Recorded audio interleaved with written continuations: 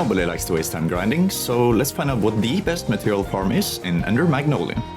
We'll go over the best route to run for the early game and the late game, and also the very best AFK farm found so far. So let's get into it.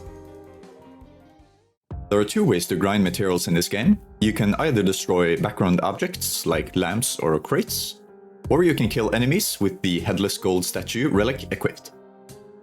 Destroying background objects is by far the most efficient way to gain materials, so that is what we'll be focusing on with the active methods.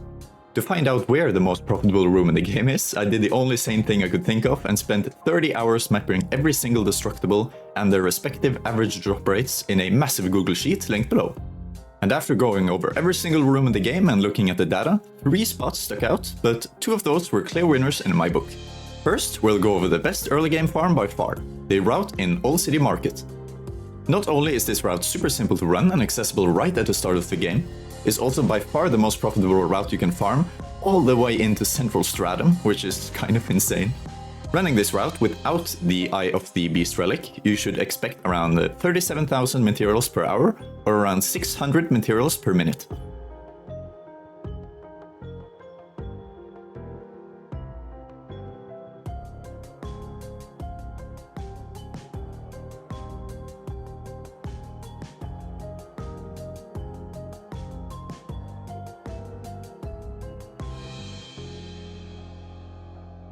Next, let's look at the most profitable route in the game by far, the route in the Central Stratum Steel District.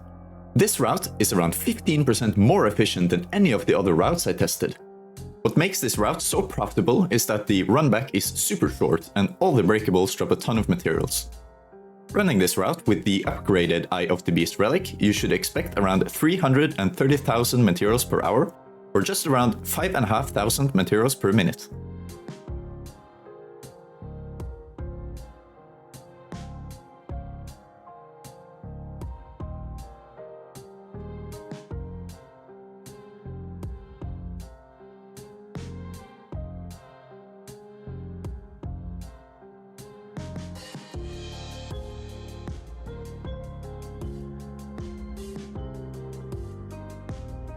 Before moving on to the AFK method, I wanted to address the route in the Biological Research Facility.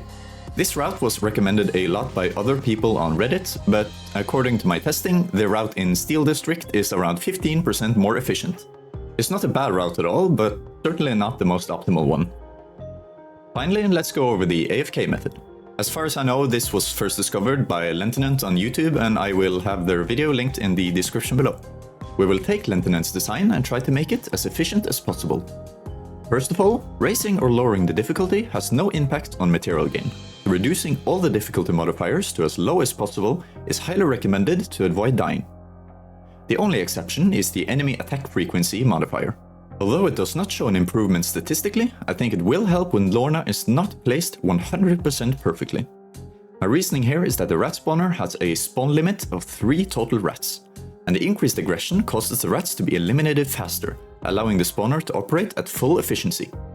Since I see no downsides to maximizing this modifier, I just go ahead and crank it all the way up just in case. With that taken care of, let's go over the build. For the farm to work in the first place, the headless skull statue is a must.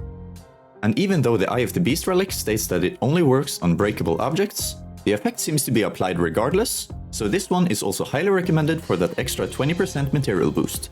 For the rest of the relics, you want to focus mostly on survivability, with 3 or 4 attack focused ones. My preferred relic loadout looks like this.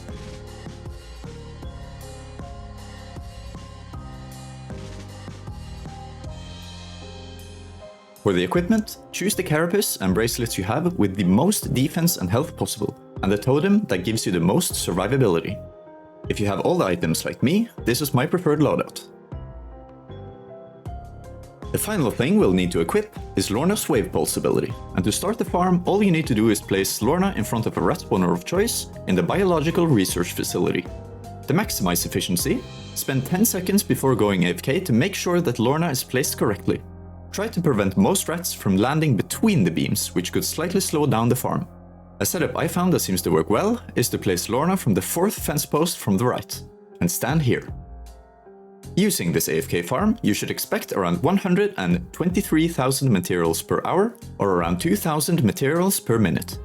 This is around 3 times less efficient as the active method, but honestly really great for an AFK farm.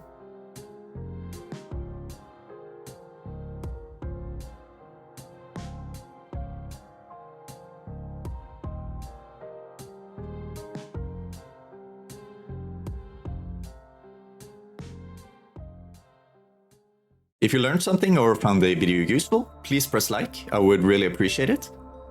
If you're interested in looking at all the data I gathered for this video, it's all in the Google Sheet linked in the description below. There are a lot of interesting stats there, like what is the most profitable area, the most valuable breakable, and also a bunch of tests on other routes not mentioned in this video, so feel free to look at it. Thanks for watching.